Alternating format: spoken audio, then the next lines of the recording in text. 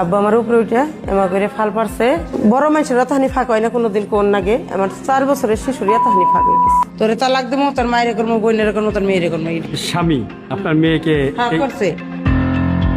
রাত তখন প্রায় 2টা, চারিদিকে গভীর নীরবতা। একই বিছানায় ঘুমিয়েছিলেন মা, তার 5 বৎসরের মেয়ে আর স্বামী। হঠাৎই সেই নীরবতা ভেঙে শোনা যায় এক শিশুর কান্না। মা ঘুম ভেঙে দেখেন তার ছোট্ট মেয়েটি ব্যথায় কাতরাচ্ছে। কিন্তু কয়েক মিনিট পর শিশুটি যা বলল তা শুনে মায়ের পায়ের নিচ থেকে মাটি সরে যায়, কারণ অভিযোগ উঠেছে শিশুটির নিজের সৎ বাবার বিরুদ্ধে। আমি রাত 8টার সময় আমি বলছি, মা তোমার কি হয়েছে? আব্বু আমার এনে গেল। মা আব্বু আমার উপরে উঠে এমা করে ফাল পারছে। সবচেয়ে অবাক করার বিষয়, অভিযোগ ওঠা সেই ব্যক্তি তখন ঠিক পাশেই ঘুমের ভান করে শুয়েছিলেন। মেয়ের কথা শোনার পর ক্ষোভে ফেটে পড়েন মা। তিনি সঙ্গে সঙ্গেই তার স্বামীকে ডাকেন, এমনকি পবিত্র কোরআন শরীফ হাতে দিয়ে সত্য জানতে চান।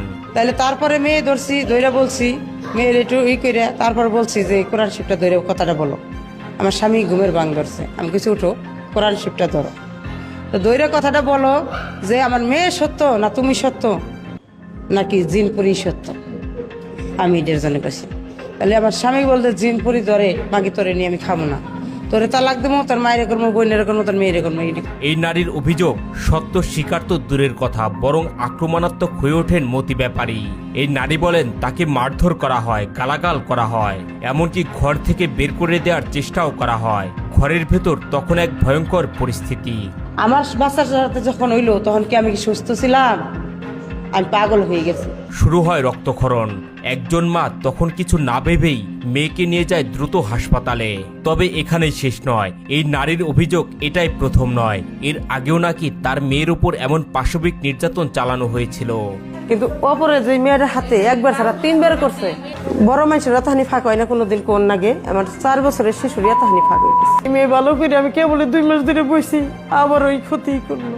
ঘটনাটি সামনে আসতেই অনেকে প্রশ্ন তুলতে শুরু করেন, স্বামীর সাথে স্ত্রীর সম্পর্ক খারাপ বলেই কি এমন অভিযোগ? জবাবে এই নারী বলেন তার স্বামী দীর্ঘদিন ধরেই তাকে শারীরিক নির্যাতন করতেন, প্রায়ই দিতেন ডিভোর্সের হুমকি।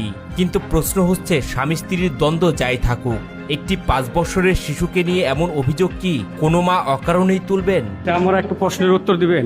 আপনাকে কি ডিভোর্স দেওয়ার কারণে আপনি আপনার স্বামীর বিরুদ্ধে এই অভিযোগ? না না, ডিভোর্স তো আমার আরো আগেও দিতে চাইছে বা ঈদের পরও দিতে চাইছে। আমার শাশুড়ির আমি কই রাখছি, যদি আপনার ছেলে আমার ডিভোর্স দেয় আলহামদুলিল্লাহ আমি বাইসা গেলাম, মেয়েটা নিয়ে আমি চলে যাবো।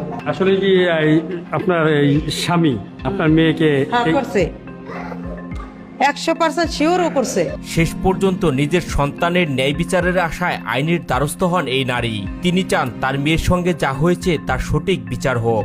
এদিকে ঘটনাটি প্রকাশ্যে আসার পর থেকেই এলাকায় তৈরি হয় ব্যাপক আলোচনা। অনেকেই দোষীর কঠোর শাস্তির দাবি জানিয়েছেন।